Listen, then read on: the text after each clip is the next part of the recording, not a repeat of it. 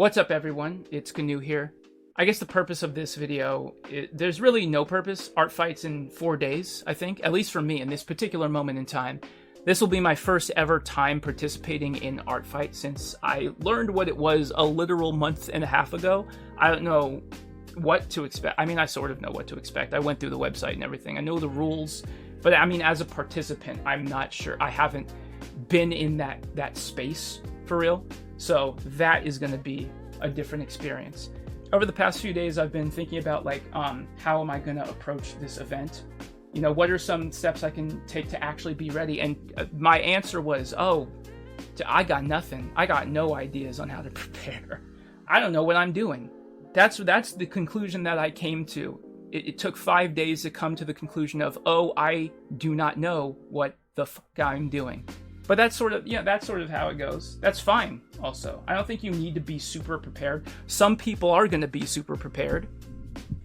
Some people are going to have like 17 different characters. Those characters are all charted out, you know, down to their specific freaking genome. Meanwhile, my character has like a name, favorite color, and here's like a fun fact. So I'm definitely not prepared. Maybe I'll try to add like another character into my character set. I don't know.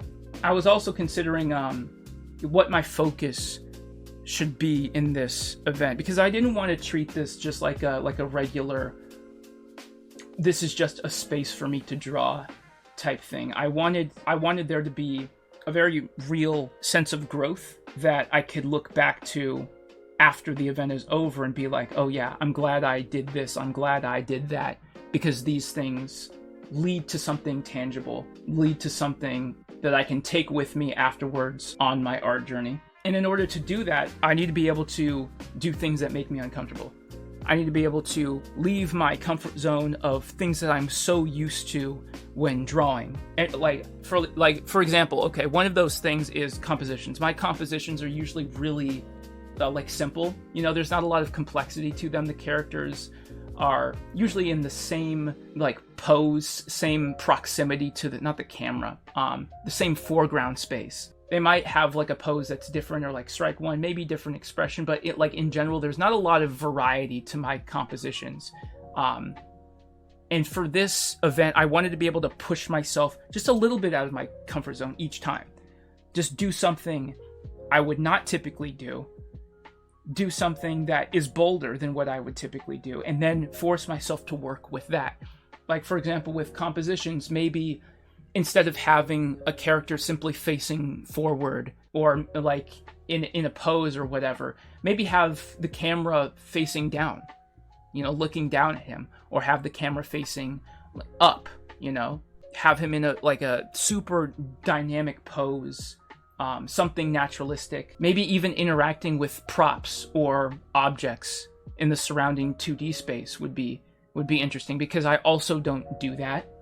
And I'm super envious of people who can do that. I'm super envious of people who can include like objects in a scene, because it's really hard for me to do that. It's very difficult. And another thing is background, which is it's similar to it's related to composition, but it's not the same thing. Background is you have your character, the main object, the focal point of the piece, but you have to have some visual elements behind it that drive attention to that thing in a way that is maybe subtle, or a way that doesn't take away from the main object. I would also not like the background to be a solid color or even like a gradient.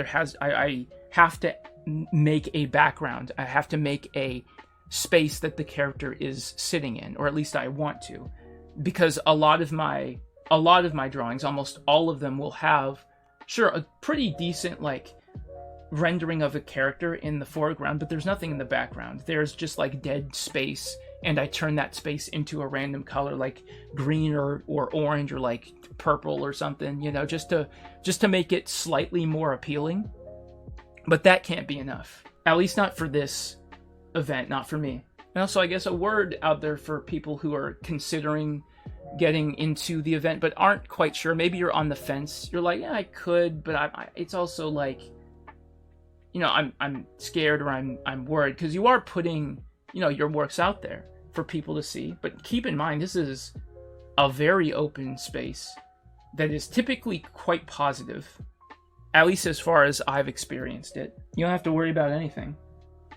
You just have to worry about taking your time and doing something that you might enjoy, because that is the ultimate point of Art Fight. Art Fight is meant to be a space by artists for artists, meaning that all artists, no matter the skill level, should be able to join, and you should want to be able to join without worry of being judged or anything like that. I think a lot of people might be wary of getting into it because, you know, there are a lot of very skilled artists that are out there and that are going to be competing. And I guess it's pretty scary to be involved in an event with these people and almost being forced to constantly compare yourself to like everyone around you. And this is probably an issue that a ton of artists face. Even if like you have a favorite artist that you follow, chances are they have this thing in their head where they want to be as good as this other artist that they knew when they were coming up. And they will always and forever be hounding that ideal, that dream. Every artist ever always wants to be as good as an artist that is better than them. And that's sort of where progression comes from almost. It's a weird cycle of, I'm not as good as this person, but I want to be. And that mindset alone is what drives a lot of individuals. It doesn't have to be. You know, some people just like drawing just to draw. They just like the feeling of it. They like the experience of it. It doesn't have to be as deep as, you know, what am I worth as an artist or something like that. And a lot of those artists who are very good, who are very skilled, and still have that mindset are probably going to be in this competition as well. Every time you make a submission or you see a submission go by and you're like, wow, that's crazy, that's insane. Keep in mind that person is probably watching someone else that they know or that they follow, maybe even engaging in the same exact competition, thinking, damn, I should have done better. I should have been doing what they're doing. I should have been as good as them. There are constantly going to be reasons to compare yourself to others, and in some cases that's good. In other cases, it can be detrimental. I don't even remember what I was saying. Yeah, I sort of lost my train of thought. Don't know what I was saying. So I guess I'll just conclude this video and just kick it off, or kick it out. Kick it off? What? I want to be able to compare this version of me before the event to a version of me after the event. And hopefully I'll be able to say to my past self that yes, I actually was able to improve somewhat. I was able to push myself and get into an area of art that I'm comfortable with now, or that I would approve of. So that's all I really wanted to say. A lot of nothing thoughts going on in here, but I also wanted to post something before the event. Not just for me, but maybe even for you if you're having similar thoughts, you know.